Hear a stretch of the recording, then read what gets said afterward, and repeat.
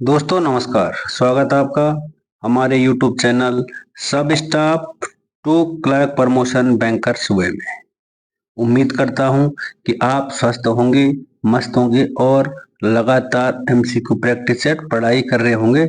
चाहे आप किसी से भी कर रहे होंगे, किसी भी चैनल से आप पढ़ाई कर रहे होंगे, किसी भी बुक से, लेकिन उम्मीद करता हूं कि आप पढ़ रहे होंगे।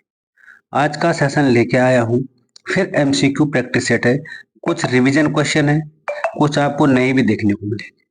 और जो लास्ट में आपके लिए मैंने कल एक शॉर्ट्स डाला था, तो उसमें मैंने बताया था कि जो पेपर था ना PNB का 2024 में जो पेपर आया था पिछले साल, मतलब 2023 का, वो पेपर मैं आपके बीच आज अभी इसी सेट में शेयर करूंगा।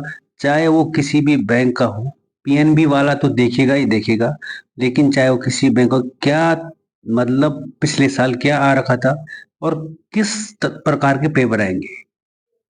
कहीं आपको कोई बरगला रहा होगा ऐसे पेपर आएंगे, यहाँ से कोर्स लो, यहाँ से खरीदो, तो उसकी कोई रिक्वायरमेंट नहीं। आपको जब पेपर का पता लगेगा तो आप मैं कुछ क्वेश्चन इतने इजी थे कि मैंने वो कल टाइप भी नहीं किए PC में, अलग से एक वही पेपर आपके लिए बनाए हैं और आप उनको जरूर देखें। ठीक है भाई, तो मैं ज्यादा समय नहीं लूंगा आप लोगों का और जल्दी ही शुरू कर देता हूं आपके जो क्वेश्चन है, और उसी के बेस पे मैं क्वेश्चन जो प्रीवियस ईयर में आए होते हैं आपके लिए लेके आता हूँ। और जो मैंने पिछले साल आपको MCQ में बताए होंगे, जो भी हमारे स्टाफ ने एग्जाम दिया होगा उनको पता होगा कि यार ये भी आया था, ये भी आया था, पेपर वहां पे कंप्यूटर पे आ जाता है, तो तब उसके बाद याद आता, अरे यार कहाँ से पढ़ लिया होता तो अभी ऐसी समस्या नहीं आती। ठीक है, और प्रैक्टिस कंप्यूटर पे करते रहिए, चाहे आप कुछ भी हो, PTS हो, 1/2, 3/4, जो भी हो, अपने प्रैक्टिस आपको मैंने बता रखा है करना क्या क्या है। तो मैं शुरू करता हूँ आज का सेशन। आज का जो सबसे पहला क्वेश्चन आपको मिल जाएगा वो मिलेगा कि जो banking comes under which of the following sector of the economy. कि जो बैंक है ना, जो हम बैंकिंग वाले हैं, वो अगर मैं अर्थव्यवस्था की बात करूं तो वो किस क्षेत्र के अंतर्गत आते हैं। मैंने शायद एक क्वेश्चन आपको 2-4 दिन पहले करवा दिया है। उसमें होते हैं 3 सेक्टर। अर्थव्यवस्था के अंदर 3 सेक्टर आते हैं। एक होता है प्राइमरी सेक्टर, एक होता है सेकेंडरी, और एक होता है टर्सरी सेक्टर, जिसको हम तृतीय क्षेत्र भी बोलते हैं। और चौथा बोथ है, जो कि कुछ नहीं है। ठीक है, तो जो बैंकिंग सेक्टर आता है वो आता है सेकेंड और तृतीय क्षेत्र में आता है बैंकिंग, जिसको हम बोलते हैं tertiary sector. Option number C इसका करेक्ट हो जाएगा। अब आप बोलोगे सर प्राइमरी में कौन आता है, सेकेंडरी में कौन होता है। प्राइमरी में होता है कि जिसको डायरेक्ट किसी लैंड के द्वारा, किसी खनन के द्वारा निकाला जाता है, और उसके बाद उसका प्रिपरेशन की जाती है, वो द्वितीय क्षेत्र में आता है। ठीक है, मान लीजिए डायरेक्ट आप गेहूं ले आए और गेहूं को लाने के बाद आप मंडी में ले गए, ऐसे ऐसे ही आपने कोयला का खनन किया, ऐसे ही आपने ऑयल का खनन किया, आपने ऑयल निकाला, उसके बाद आप रिफाइनरी में ले गए, वो द्वितीय क्षेत्र में आ जाएगा। और उसके बाद उसको जो बेचेगा वो सेवा का क्षेत्र होता है, उसको कहते हैं तृतीय क्षेत्र। तो जो टर्सरी सेक्टर होता है वही हमारा तृतीय क्षेत्र होता है, जो बैंकिंग सेक्टर आता है। ठीक है, नेक्स्ट अब देखो, बैंकिंग तृतीय क्षेत्र के अंतर्गत आती है। तृतीय क्षेत्र जिसे सेवा क्षेत्र के रूप में भी जाना जाता है, इसको सेवा के क्षेत्र में भी जाना जाता है, जिसमें परिवहन, बैंकिंग, भंडारण, संचार आदि शामिल है इसमें।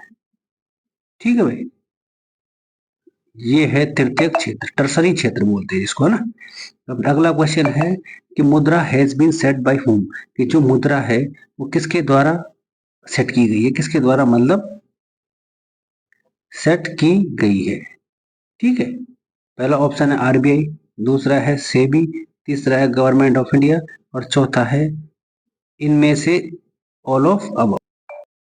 तो आपने इसका आंसर मेरे को कमेंट में देना, यहाँ पे इसके आगे PMB है। ठीक है, प्रधानमंत्री मुद्रा योजना, PMB है इसके आगे।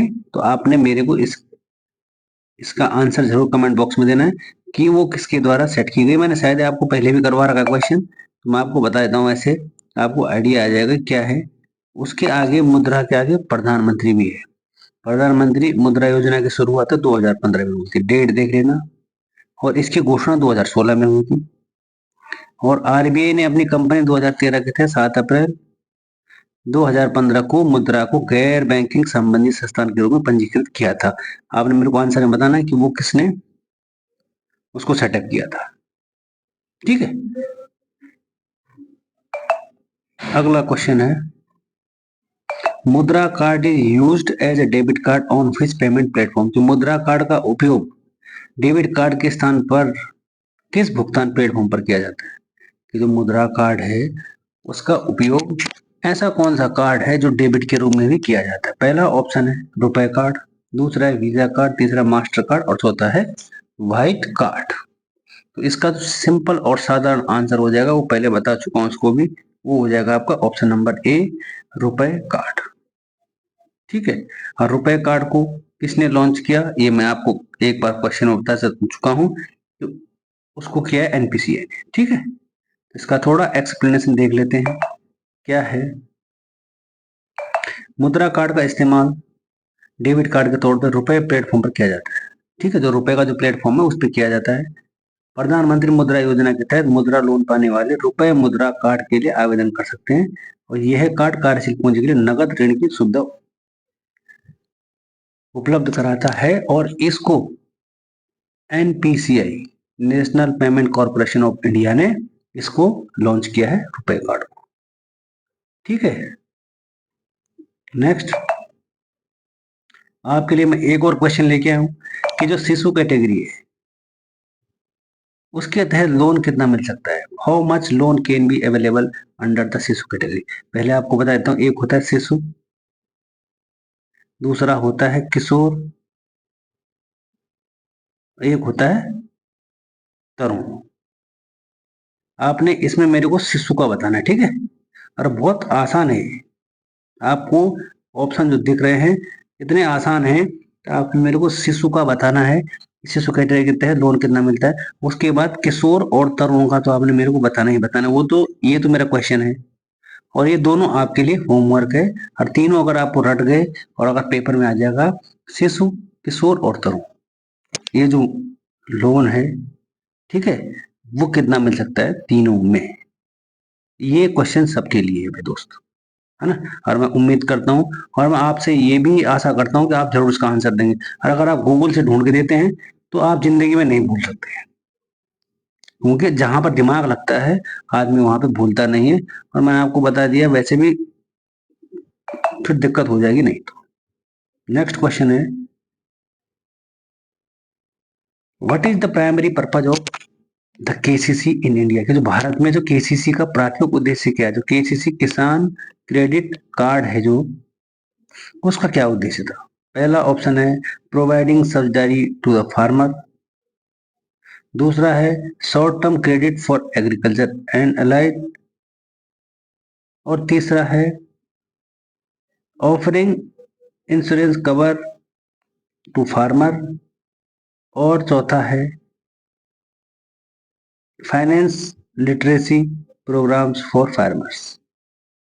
तो आपने मेरे को इसका नहीं, इसका तो मैं बताऊंगा यार, सॉरी। तो इसका जो उद्देश्य था वो था कि short term credit for agriculture and allied, है ना, जो किसान थे उनको ऋण उपलब्ध कराना। ठीक है, कृषि और सम्मान क्षेत्रों के लिए अल्पावधि ऋण, ऑप्शन नंबर बी इसका करेक्ट आंसर हो जाएगा किसान क्रेडिट कार्ड का, ये उत्तर हो जाएगा। अगला क्वेश्चन है, what is the primary purpose of safe deposit lockers in bank. कि बैंक में सुरक्षित जमा जो लोग लॉकर लेते हैं उसका प्राथमिक उद्देश्य क्या है? पहला है टू अप्लाई फॉर लोन, नहीं। टू ओपन न्यू अकाउंट, नहीं। मूल्यवान वस्तुओं to store valuable items securely, तो ये हो जाएगा आपका करेक्ट आंसर। जो भी लोग आपके ब्रांचों में लॉकर के लिए आते हैं वो अपना कोई गोल्ड, पैसे पैसे तो कोई रखता नहीं वैसे, ऐसे जो आइटम रजिस्ट्री प्रॉपर्टी के जो लॉकर के लिए इशू करते हैं वो अपने जो वैल्यूएबल आइटम होते हैं, मूल्यवान, उनको बोलते हैं वैल्यूएबल, है ना। उसको रखने के लिए लॉकर इशू करते हैं ब्रांच में। उनका प्राइमरी उद्देश्य ये है, जैसे केसीसी का था कि उनको ऋण देना, वैसे इसका भी उद्देश्य है कि मूल्यवान वस्तुओं को संग्रहित करके या रख के ब्रांच में रखना। देखते हैं क्या एक्सप्लेनेशन है। बैंक ग्राहकों को विशेष रूप से डिजाइन किए गए लॉकर देता है। ये लॉकर शाखाओं में बनाए गए खास स्ट्रॉन्ग रूम में रहते हैं। विशेष कुछ नहीं होते, वो रखे होते हैं आपके स्ट्रॉन्ग रूम में, और वो ग्राहकों को दिए जाते हैं। इन लॉकरों में आभूषण, दस्तावेज, दूसरी कीमती चीजें रखी जा सकती है। लॉकर लेने के लिए हर साल लॉकर शुल्क देना होता है। ये तो आपको पता है, हर साल लॉकर शुल्क उसका देना पड़ता है। जो भी लॉकर का मतलब मालिक तो क्या बोलेंगे, जो लॉकर को कस्टमर होता है वो देता है। नेक्स्ट मैं अगले क्वेश्चन की बात करता हूं। तो what is the full form of TDS. ये वाली फुल फॉर्म आपको देखने को मिलेगी एग्जामों में। अब ऐसे इतनी आएगी टीडीएस का क्या है, लेकिन इसमें आएगा कि ये जो टर्म लिखा है टीडीएस में डी की फुल फॉर्म क्या होगी। अब देखो डी की फुल फॉर्म मैं आपको बताता हूँ। पहला डिडक्शन, दूसरा है डिपॉजिट, तीसरा है डिडक्टेड और चौथा भी डिडक्टेड है। तो आप इसमें कंफ्यूज हो जाओगे कि डिडक्शन होगा, क्योंकि ऑप्शन में ये नहीं होगा। ऑप्शन में तो आप सोचोगे यार डिडक्शन होगा, डिपॉजिट होगा और यह डिडक्टेड होगा। तो इसकी फुल फॉर्म जो होगी, मैं आपको इसकी फुल फॉर्म बताता हूँ। इसकी full form tax deduction system नहीं होगी, टैक्स डिपॉजिट सिस्टम नहीं होगी और टैक्स डिडक्टेड एट स्कीम नहीं होगी। उसकी फुल फॉर्म होती है टैक्स डिडक्टेड एट सोर्स। ठीक है भाई। टीडीएस की फुल फॉर्म कई लोगों को इसमें कंफ्यूज होते हैं, कोई बोलता है टर्म डिपॉजिट, कोई कुछ, लेकिन इसकी होती है tax deducted at source, TDS. Correct भाई। एक और क्वेश्चन है कि what is the full form of EMI. जो ईएमआई है इसकी फुल फॉर्म क्या हो। पहला ऑप्शन है एवरी मंथ इंस्टॉलमेंट, दूसरा है इक्वल मंथ्स मंथली इंस्टॉलमेंट, तीसरा है इक्वेटेड मंथली इंस्टॉलमेंट और चौथा है ईच मंथली इंस्टॉलमेंट। और इसको मैक्सिमम लोग बोलते हैं एवरी मंथ। बोला मैंने ईएमआई करवा रखी है, तो ईएमआई लोग बोलते हैं मैंने हर महीने ना मैंने मेरी ईएमआई कटती है, हर महीने मेरी ईएमआई कटती है, लोग ये कहते हैं ना। तो वो सोचते हैं एवरी मंथ इंस्टॉलमेंट। आपको पहला ऑप्शन देखने को मिल रहा होगा कि एवरी मंथ। लेकिन मैं इस बात पे बार बार जोर इसलिए दे रहा हूँ, आप लोग सोच रहे होंगे रेट कितना टाइम ले रहा है, लेकिन मैं आपसे रिक्वेस्ट करता हूँ, मैं इसीलिए इन शब्दों पे मैं टाइम ले रहा हूँ, इन वर्ड पे टाइम ले रहा हूँ, इन लेटर पे टाइम ले रहा हूँ। एवरी मंथ इंस्टॉलमेंट नहीं है, पहला ऑप्शन गलत हो जाएगा। दूसरा ऑप्शन भी गलत हो जाएगा, इक्वल मंथली इंस्टॉलमेंट, और तीसरा ऑप्शन भी गलत हो जाएगा, ईच मंथली इंस्टॉलमेंट। इसका जो करेक्ट आंसर हो जाएगा वो हो जाएगा इक्वेटेड मंथली इंस्टॉलमेंट। ठीक है भाई दोस्तों, इक्वेटेड मंथली और इंस्टॉलमेंट। चलता हूं आगे थोड़ा एक और क्वेश्चन की तरफ। प्रधानमंत्री सुरक्षा बीमा योजना की अधिकतम आयु कितनी है।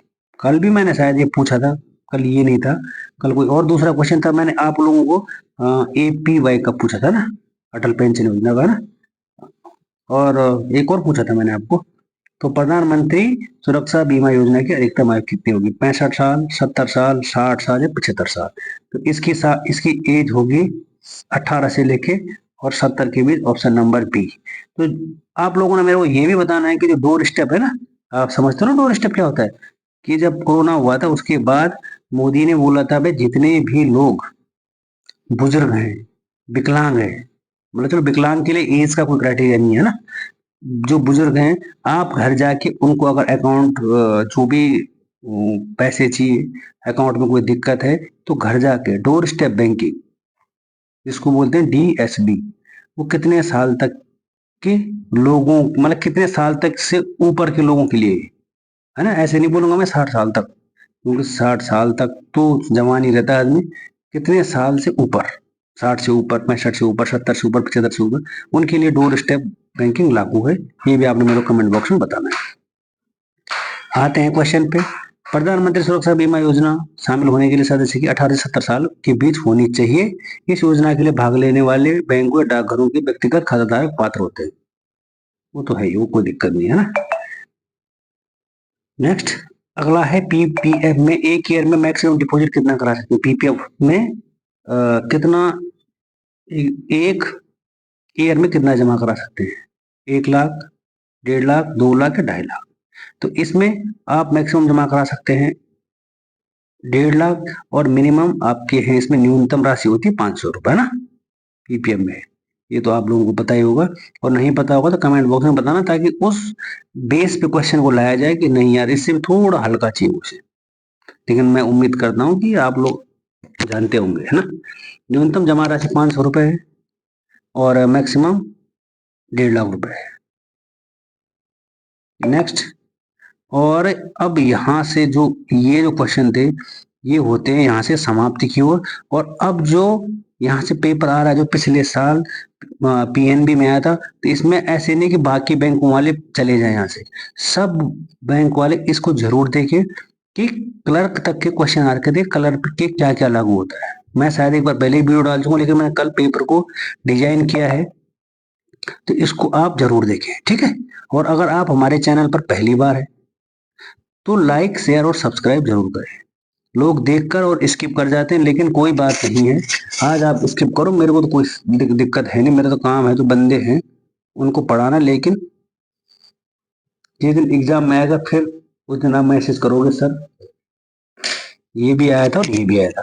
तो मैं अब शुरू करता हूँ पेपर जो पीएनबी का पिछले साल आया हुआ था, और उसमें जनरल बैंकिंग भी है। पीएनबी के तो क्वेश्चन है ही है, लेकिन उसमें जनरल बैंकिंग है। आपको पता लग जाएगा किस टाइप का पेपर आया था। तो शुरू करता हूँ। ये ऊपर लिखा है दो, एक्चुअली 2024 का है ना, मतलब जो अभी अभी हुआ था जो वो है। इसमें लिखा है कि 2023 क्वेश्चन पेपर सब स्टाफ टू क्लर्क प्रमोशन के लिए जो आया था वो पेपर है। पहला आपका क्वेश्चन है सबसे आसान और सबसे इजी कि what is the bank clerk newspaper allowance. कि जो बैंक पेपर का होता है, मतलब सॉरी बैंक पेपर बोलता हूँ, बैंक का जो क्लर्क होता है, आपको देखो एक तो चाय का मिलता है जिसको बोलते हैं, एक टी का मिलता है, एक न्यूज़पेपर का अलाउंस मिलता होगा जो मंथ में मिलता है, और एक मिलता होगा आपको एक कन्वेंस का, यानी पेट्रोल डीजल का, है ना। तो आपका अपना अपना है। न्यूज़पेपर का आपको 150 रुपये मिलता होगा अगर आप सब स्टाफ हैं तो यहाँ पर पूछा है कि क्लर्क का कितना है न्यूज़पेपर का अलाउंस। पहला ऑप्शन है 200 रुपए, दूसरा है 175, तीसरा है 225 और चौथा है 210 रुपए। तो जो क्लर्क का न्यूज़पेपर का जो अलाउंस है वो हो जाएगा आपका 175 रुपए, 175 न्यूज़पेपर का। और आपने अपने क्लर्क को एक तो उसका टी का पूछना है, और उसका एक दिन का कन्वेंस पूछना है, और उसके बाद उसका उनका जो टीए होता है ट्रैवलिंग अलाउंस वो जरूर पूछ लेना, नहीं तो आपको मैं तो बता ही दूंगा फिर। अगला क्वेश्चन है, इस टाइप के क्वेश्चन आए थे पिछली बार।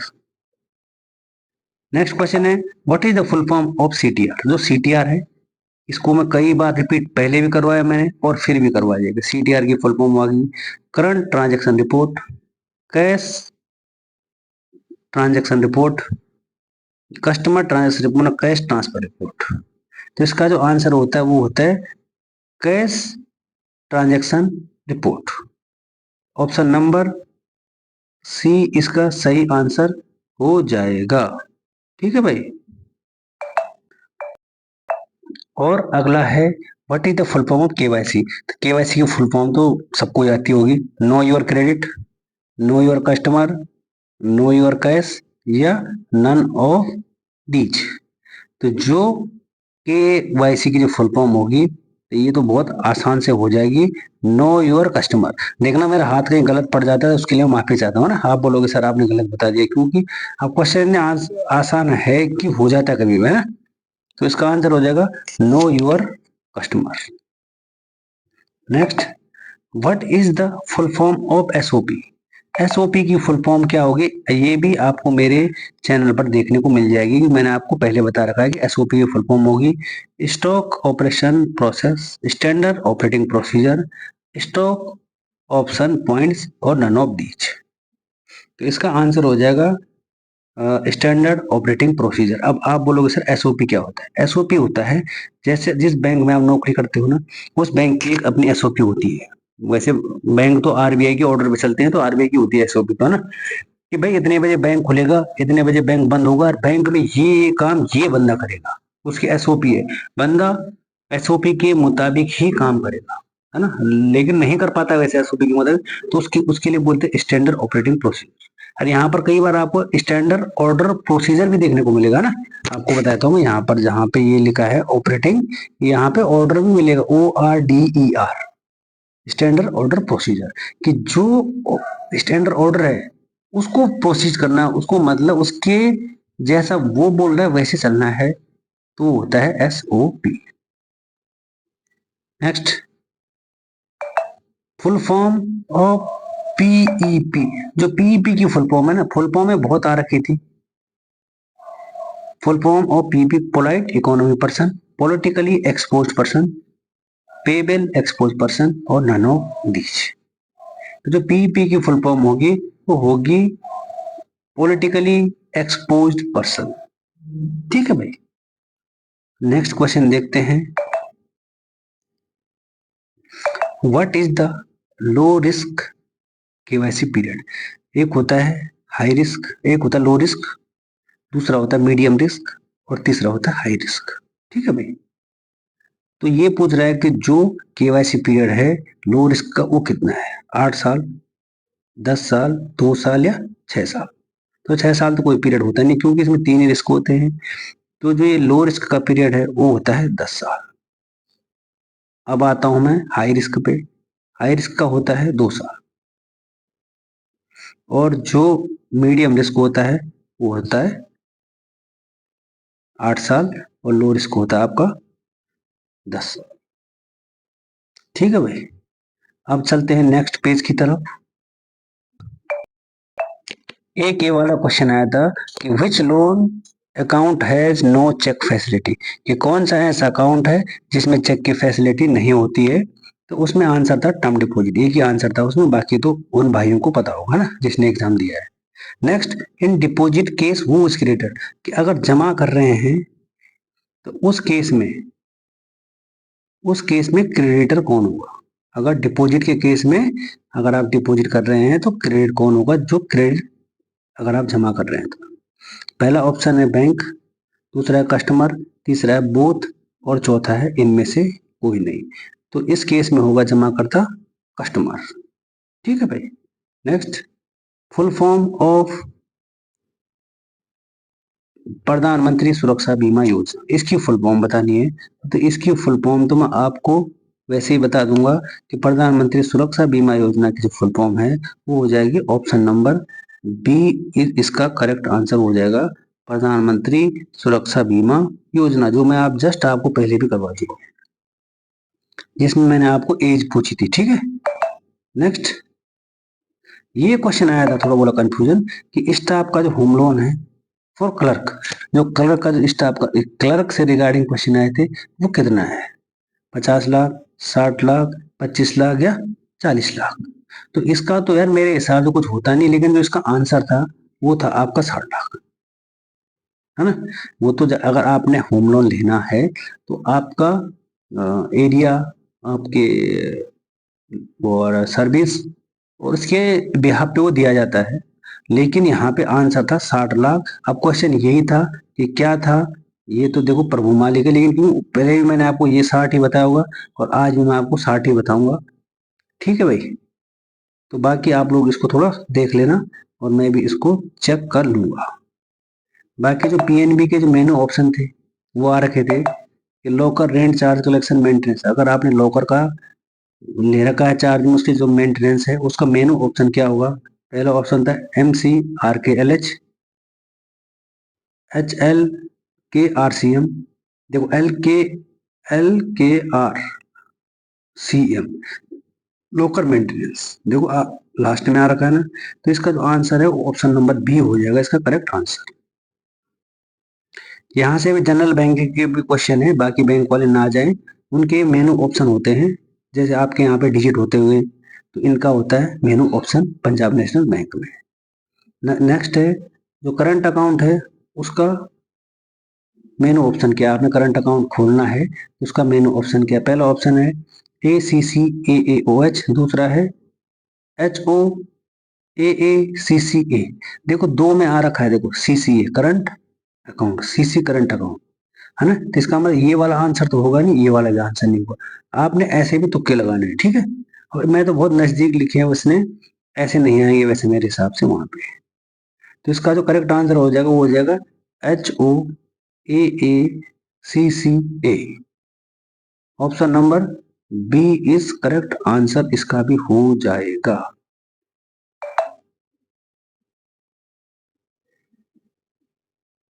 Next, menu option of loan statement print. अगर आपने लोन के स्टेटमेंट का प्रिंट निकालना है तो उसका मेनू ऑप्शन क्या होगा। पहला है PSPALH, दूसरा है HLAPSP, तीसरा है ALHPSP और चौथा है LHASPS। तो अगर आपने PNB का जो लोन स्टेटमेंट का प्रिंट निकालना है तो उसके लिए हो जाएगा HLAPSP, आंसर इसका करेक्ट हो जाएगा।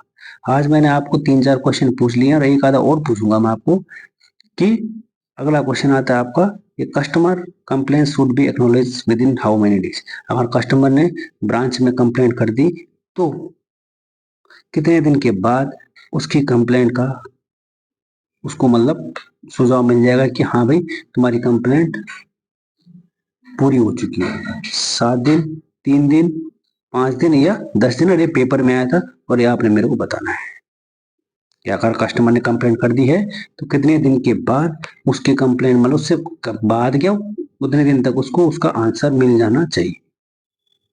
ठीक है, अब चलते हैं अगले पे। क्वेश्चन तो बहुत थे, कई मैंने डिलीट भी कर दिए। अब चलते हैं अगले पेज की तरफ। अगला क्वेश्चन है डिमांड ड्राफ्ट इशू मेनू ऑप्शन। जो डिमांड ड्राफ्ट का इशू मेनू ऑप्शन है वो क्या होगा। पहला ऑप्शन है TMH, दूसरा है STM, तीसरा है MTH, चौथा है HMT। तो इसका जो करेक्ट आंसर है वो हो जाएगा HTM, ऑप्शन नंबर बी इसका करेक्ट आंसर हो जाएगा। नेक्स्ट क्वेश्चन है which account remain debit balance all time. कौन सा ऐसा अकाउंट है जिसमें हमेशा बैलेंस रहता है। वो होता है देखो FD, टर्म लोन, RD और इनमें से सभी। तो इसका जो करेक्ट आंसर हो जाएगा वो हो जाएगा all of the above. Next, what is the amount for DD issue for account पे क्रॉसिंग। कि जो DD का अकाउंट है वो कितना रुपए तक होना चाहिए। तो उसका आंसर हो जाएगा 20,000 अबव, ऑप्शन नंबर बी इसका भी करेक्ट आंसर हो जाएगा। Next, which is not material alternation. इनमें से मटेरियल अल्टरनेशन कौन सा नहीं है। तो इसका आंसर है बेयरर टू ऑर्डर। ठीक है भाई, और बाकी अब चलता हूँ नेक्स्ट पेज की तरफ। एक और पेज बचा है, अंतिम और लास्ट पेज और बचा है, क्योंकि आपका समय भी हो रहा होगा। यह है अंतिम और लास्ट पेज कि ATM not receive to customer should be destroy. अगर किसी भी कस्टमर को ATM उसने अप्लाई किया और उसको ATM नहीं मिला है, ATM अप्लाई करने के बाद उसको ATM नहीं मिला है, तो उस ATM को कितने दिन के बाद डिस्ट्रॉय कर दिया जाता है। पहला 180 दिन, 90 दिन, 60 दिन या 30 दिन। तो उस ATM को 90 दिन के बाद डिस्ट्रॉय कर दिया जाता है। Next, which is not official valid document OVD। इनमें से कौन सा ओवीडी नहीं है, ऑफिशियल वैलिड डॉक्यूमेंट इनमें से नहीं है। पहला है Aadhaar card, PAN card, voter ID या पासपोर्ट। तो इनमें से कौन वैलिड ऑफिशियल वैलिड डॉक्यूमेंट नहीं है? इसका जो करेक्ट आंसर हो जाएगा वो हो जाएगा पैन कार्ड। तो ये आया था पेपर 2024 में, सब स्टाफ टू क्लर्क के लिए आया था ये, ठीक है, पीएनबी में। तो आपको पेपर कैसा लगा, आपको सॉल्यूशन कैसा लगा, तो जरूर कमेंट सेक्शन में बताइए, और ताकि हमारे को भी मोटिवेशन मिले और एमसीक्यू आपके लिए लेकर आए। तो फिर आज का यहीं पे क्लास समाप्त करता हूँ। मिलते हैं एक और नई क्लास के साथ, तब तक के लिए थैंक यू और धन्यवाद।